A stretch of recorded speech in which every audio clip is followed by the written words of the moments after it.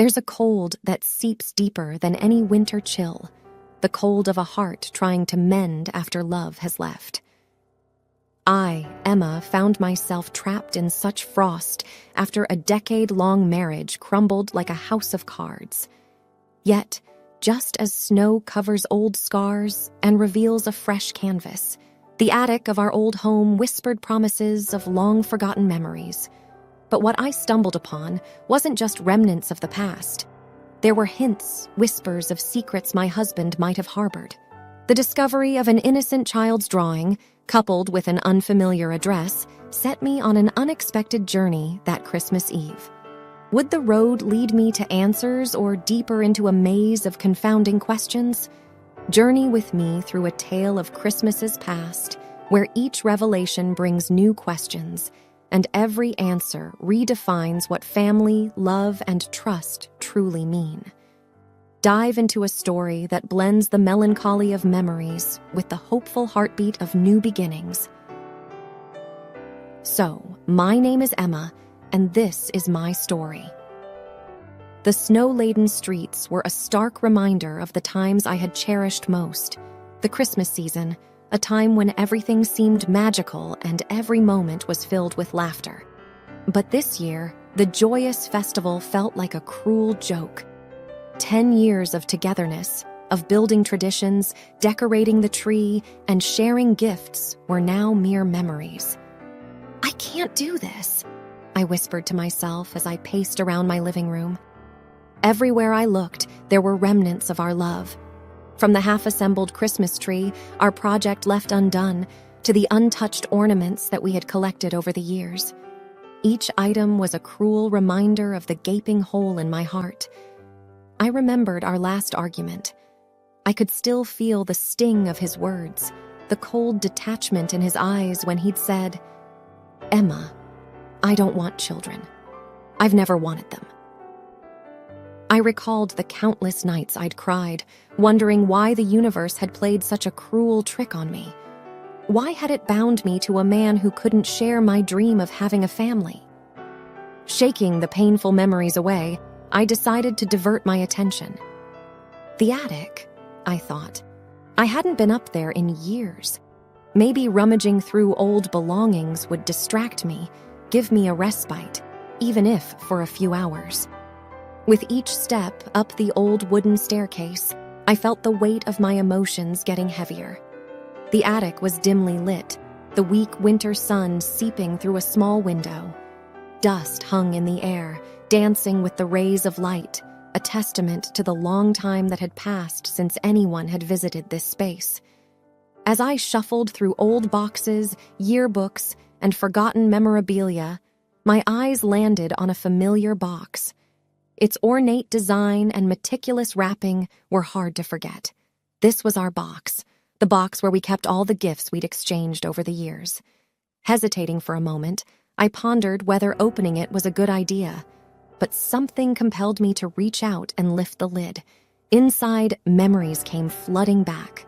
There was the leather journal I'd gifted him on our first anniversary, the engraved pen I'd bought on our trip to Venice, and then there were the gifts he'd given me, the silver locket, the beautiful hand-painted scarf, the numerous letters filled with promises and dreams. But what caught my eye was a sealed envelope, addressed to me but never given. My hands trembled as I picked it up. The weight of the envelope suggested there was more than just a letter inside. My heart raced. Why had he never given it to me? What secrets did it hold? I decided to read the letter later, when I was more composed. For now, I continued to immerse myself in the memories, the emotions, the raw pain, and the unfulfilled dreams. Hours seemed to have passed when I finally descended from the attic. I felt drained, but oddly cathartic. The letter was now burning a hole in my pocket. My curiosity piqued. Tonight, I'd unravel its mysteries. Little did I know that it would change everything. The setting sun cast a golden hue over my room. I sat on my bed, the envelope in my hand. What could it be? I pondered. I carefully opened it, and as I did, An old photograph slipped out, showing us from our early days, laughing and carefree. The note accompanying it read, "Emma, I know we've been through tough times, and our dreams have always been different, but every time I look at this picture, I'm reminded of our love. And while I might not want children, I've always wanted you. I hope you understand someday. Merry Christmas." The words struck me like a bolt of lightning. Tears welled up in my eyes, and I felt a tidal wave of emotions. Maybe there was more to our story than just unfulfilled dreams. Maybe, just maybe, our love story deserved another chance. The picture was quaint, drawn in crayons with the innocent imperfections only a child could render. A little figure with outstretched arms, standing beneath a radiant sun, with scribbled green grass at their feet. The words, "For your favorite daddy," stood out in a bold, childish scrawl. The innocent drawing held an implication that was impossible to ignore. My heart raced, thoughts spiraling. He never wanted children, or at least that's what he told me, I whispered to myself. My mind kept repeating those words as if they were some kind of incantation that would magically explain everything. But there it was, in black and white, undeniable evidence that he'd kept a monumental secret from me. Rummaging through the box with increasing desperation, I tried to find anything else, any other clue that might shed light on this mystery. Among the memories, tokens of love, and souvenirs of travels, the white envelope with the child's drawing stood out starkly. It bore an address in another state. A sense of realization dawned on me. He frequently traveled there for business, I murmured to myself, my voice dripping with a mix of disbelief and sorrow. The pieces of the puzzle started to fit together, yet they painted a picture so contrary to the man I thought I knew.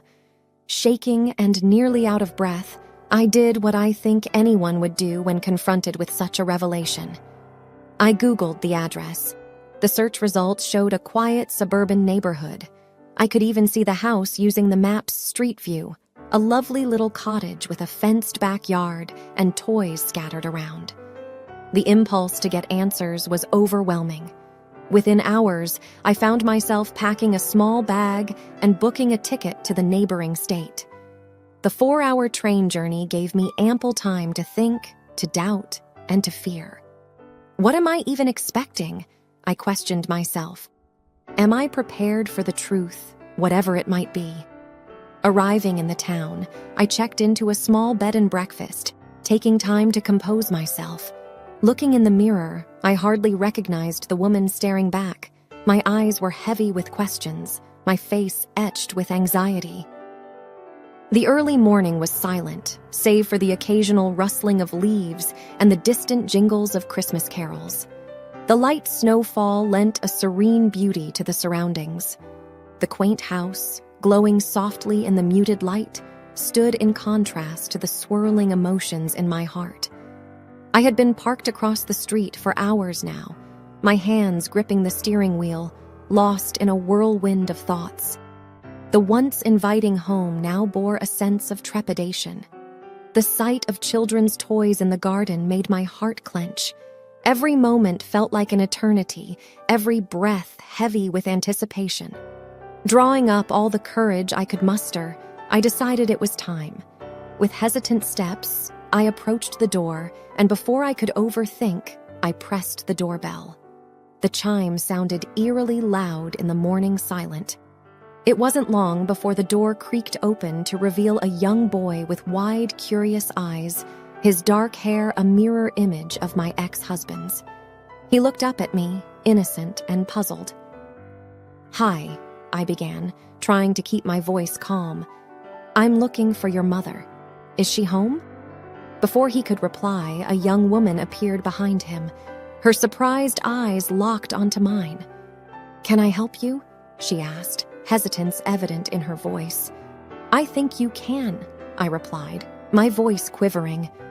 "I found this," holding up the drawing, "among my ex-husband's things." She paled, her eyes filled with a mix of fear and understanding. "You better come in," she whispered, opening the door wider. As I stepped inside, I couldn't help but wonder if I was ready for the answers that awaited me. We sat in her cozy living room, a warm fire flickering in the fireplace. The aroma of baking cookies filled the air. Her name was Clara. As the evening wore on, she unveiled their story. My ex-husband had been a part of her life for years. Their affair, though passionate, was always shadowed by secrecy. When she got pregnant, he felt trapped and fled, leaving her to fend for herself and the baby. Listening to Clara, I realized the profound loneliness and challenges she had faced. Our shared heartaches and betrayals drew us closer. We laughed, cried, and vented. We spoke of dreams crushed and promises broken. In that intimate sharing, an idea bloomed. "Why don't we spend Christmas together?" Clara suggested. "After all, we're both alone, and isn't Christmas about love and unity?"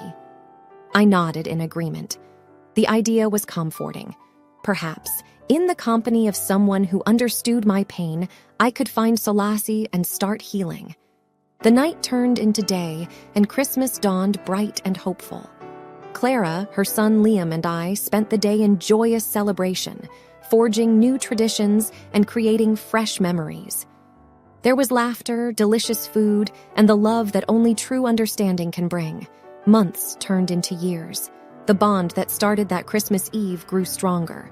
Clara became more than just a friend. She was family, and as for me, life took a turn for the better. I met Daniel, a kind-hearted man who shared my dreams of a family and children. Together, we embarked on a journey of love and understanding. Looking back, I realized that while one door had closed, another had opened, offering hope, love, and a promise of a brighter tomorrow. The pain of the past became a stepping stone to a future filled with love and contentment.